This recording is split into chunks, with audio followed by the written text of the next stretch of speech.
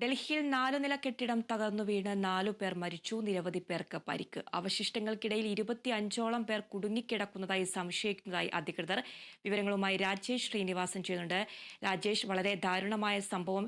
എപ്പോഴായിരുന്നു അപകടം ഉണ്ടായത്? ഈ മരിച്ചവരെ തിരിച്ചറിയാൻ സാധിച്ചിട്ടുണ്ടോ? കൂടുതൽ വിവരങ്ങൾ എങ്ങനെയാണ്? ഇന്ന് പുലർച്ചെയോടെയാണ് ഡൽഹി വടക്കു കിഴക്കൻ പ്രദേശമായ മുസാഫാബാദിൽ ഈ 4 നില കെട്ടിടം തകർന്നു വീഴുന്നത്. ഇതിൽ 4 പേരുടെ മരണം സ്ഥിരീകരിക്കുകയാണ് ഡൽഹി സർക്കാർ. അതുപോലെ നിരവധി പേർക്ക് ഈ അപകടത്തിൽ പരിക്കേറ്റു.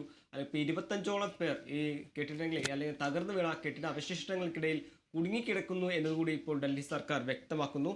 ഇത് ഇന്നലെ വൈകിട്ടോടെ പെയ്ത മഴ അല്ലെങ്കിൽ കാലാവസ്ഥാ വ്യതിയാനം മൂലം ഇന്നലെ വൈകിട്ടോടെ ഡൽഹിയിൽ പല പ്രദേശങ്ങളിലും മഴ പെയ്തിരുന്നു.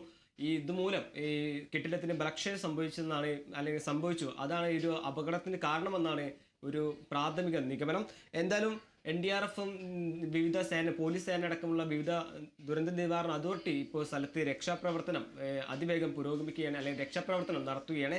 ഈ അപകടത്തിൽ 4 പേരുടെ മരണം സ്ഥിരീകരിക്കുകയാണ് ഡൽഹി ഭരണകൂടം. അതുപോലെ നിരവധി പേർക്ക് പരിക്കേറ്റിട്ടുണ്ട്. ഈ പരിക്കേറ്റ ആളുകളെ സമീപത്തെ സ്വകാര്യ ആശുപത്രിയിൽ പ്രവേശിച്ചിട്ടുണ്ട്. എന്തായാലും രക്ഷാപ്രവർത്തനം പുരോഗമിക്കുമ്പോഴും ഇതുവരെ തകർന്നു വീണ കെട്ടിട അവശിഷ്ടങ്ങൾക്കിടയിൽ 25ഓളം പേർ കുടുങ്ങിക്കിടക്കുന്നതാണ് ഇപ്പോൾ അധികൃതർ അറിയിച്ചിട്ടുള്ളത്.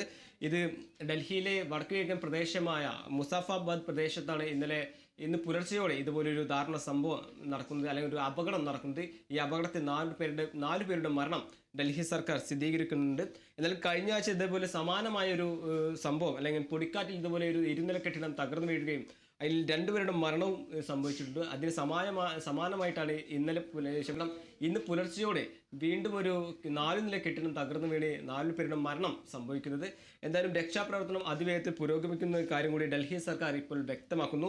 സ്ഥലത്ത് അല്ലെങ്കിൽ രക്ഷാപ്രവർത്തനത്തിനായി NDRF, പോലീസ്, ഡോഗ് സ്ക്വാഡ് തുടങ്ങിയ ദുരന്ത നിവാരണ അതോറിറ്റി തുടങ്ങിയ വിവിധ വകുപ്പുകളെല്ലാം രക്ഷാപ്രവർത്തനം നടത്തുകയാണ്. എന്നാലും നിരവധി പേർ കിടക്കുന്നുണ്ട്. ഇതിന്റെ രക്ഷാപ്രവർത്തനം ഏത് രീതിയിൽ അതിവേഗത്തിൽ പുരോഗമിക്കുകയാണ് എന്നുകൂടി ഇപ്പോൾ ഡൽഹി സർക്കാർ അറിയിച്ചിരിക്കുന്നു.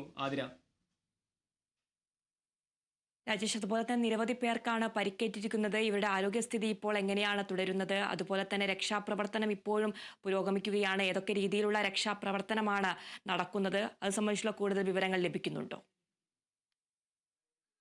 കൂടുതൽ വിവരങ്ങളൊന്നും സർക്കാർ നിലവിൽ ഇപ്പോൾ പുറത്തുവിട്ടില്ല. ഇന്നലെ പുലർച്ചെ നടന്ന സംഭവം ഇത് മൃതദേഹമെല്ലാം ആശുപത്രിയിലാണ്, അല്ലെങ്കിൽ തിരിച്ചറിയാൻ സാധിച്ചിട്ടില്ല. ഇതിൽ നിരവധി പേർക്ക് അല്ലെങ്കിൽ മരണസംഖ്യയെ സംബന്ധിച്ച് ഇനിയും ഒരു വ്യക്തത വരാനുള്ള നിരവധി പേർ ഈ തകർന്ന ഇടയിൽ കുടുങ്ങിക്കിടക്കുന്ന ഒരു കാര്യമാണ് ഇപ്പോൾ ഡൽഹി ഭരണകൂടം അറിയിച്ചിട്ടുള്ളത്.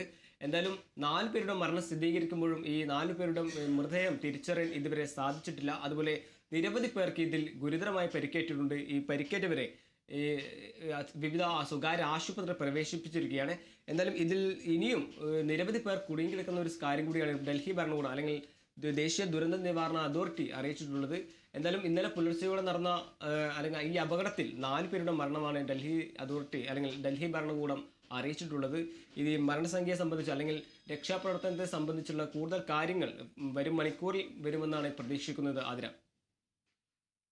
ശരി, ഡൽഹിയിൽ 4 നില കെട്ടിടം തകർന്നു വീണ് 4 പേർ മരിച്ചു, നിരവധി പേർക്ക് പരിക്ക്.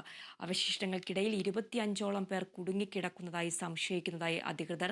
സ്ഥലത്തിപ്പോഴും രക്ഷാപ്രവർത്തനം തുടരുകയാണ്. നിരവധി പേരാണ് ആശുപത്രികളിൽ ചികിത്സ തേടിയത്. ഇനിയും അവശിഷ്ടങ്ങൾക്കിടയിൽ 25ഓളം പേർ കുടുങ്ങിക്കിടക്കുന്നുണ്ടെന്നാണ് അധികൃതർ വ്യക്തമാക്കിയിരിക്കുന്നത്.